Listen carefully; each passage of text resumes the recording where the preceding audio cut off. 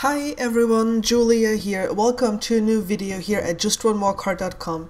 Today I want to create a multi-layer card and I'm only using Mama Elephant products. It just worked out that way. There was no, it was not even intentional. I'm starting with the Up and Away stamp and die set by Mama Elephant using these two critters and the umbrella.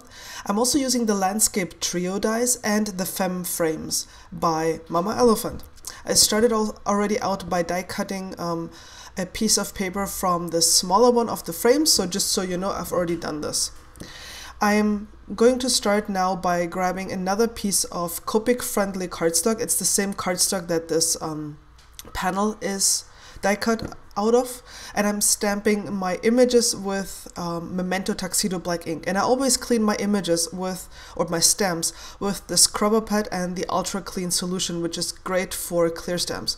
You rub it here to clean it, and then you dry it on the other side. I always do that, and it always keeps my stamps clean. Now for coloring, I'm grabbing my hex chart by Sandy Alnock. As you can see, there are many white spaces here that need filling. I'm working on that. And I'm grabbing matching colors, and I'm Copic coloring all the elements on my card. Since this is going to take a few minutes, I'm going to speed this up and play some music for you and then meet you to put the actual card together. I just wanted to show you the coloring in case you're interested in that.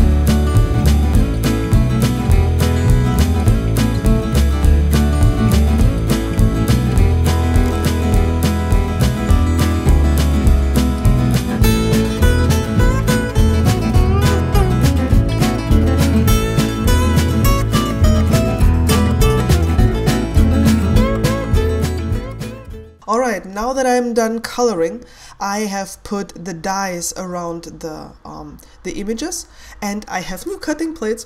I've been asked to show how I go from like putting the dies on to having the final images. So you crank it through this machine. It's called a Big Shot by Sizzix, and this machine presses the dies into the paper, and that basically die cuts. That's why it's called die cutting. It cuts the images out with the dies because it's compressing the dies and the paper while you crank it through. And then you have these nice little images. You can always also use your scissors. So if you don't have the dies, just use scissors to do this. Now I'm doing some doctoring here, and I saw that first Paulina from Pretty Pink Posh did this on one of her recent cards, actually with the same umbrella, just different critters. And I thought the idea was brilliant. You basically cut into the image here, and then you can tuck your critters into the cut lines, and it looks as if they're sitting there, just like this. Watch, once I finally managed to pick this up. And I also did this, of course, on the other side, and I can put the monkey in here as well. And you will see how we proceed from there later. Now, before I can put the card, the panel together, I have to do some more stamping. I have this background stamp. I think it's by My Favorite Things, and I'm using the Mint Julep Hero Arts ink.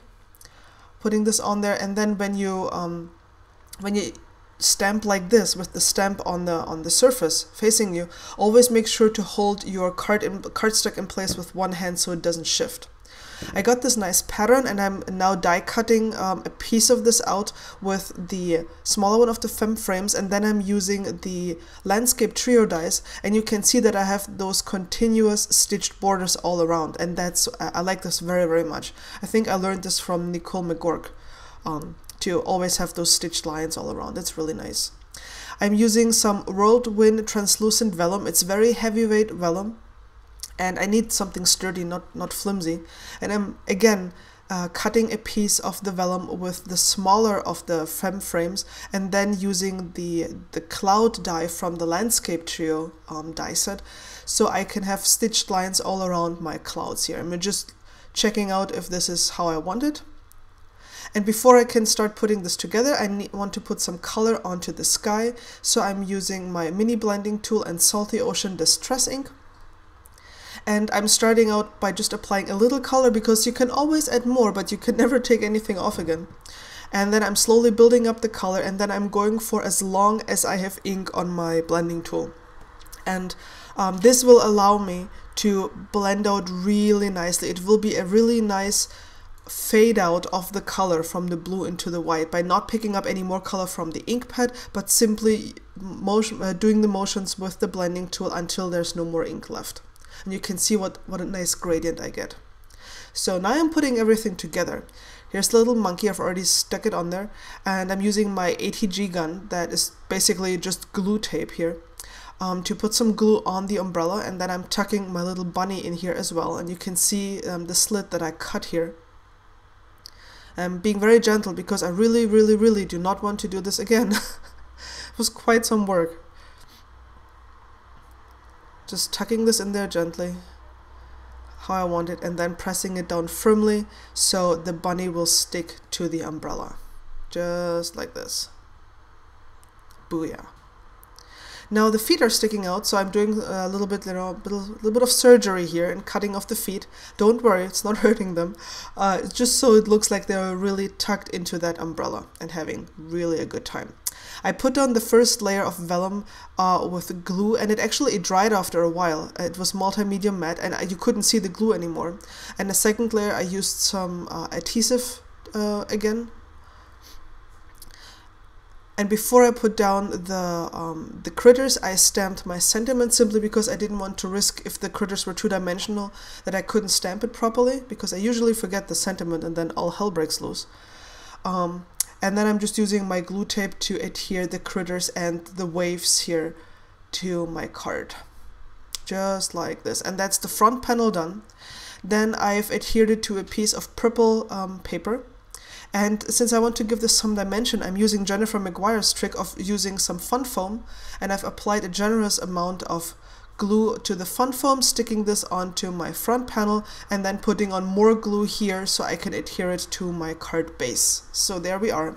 And of course, it needs a little bit more, which means I'm breaking out my Pretty Pink Posh sequins and the seed beads that Paulina is selling since I think this year. And using some multimedia matte here to adhere the sequins. A little goes a long way.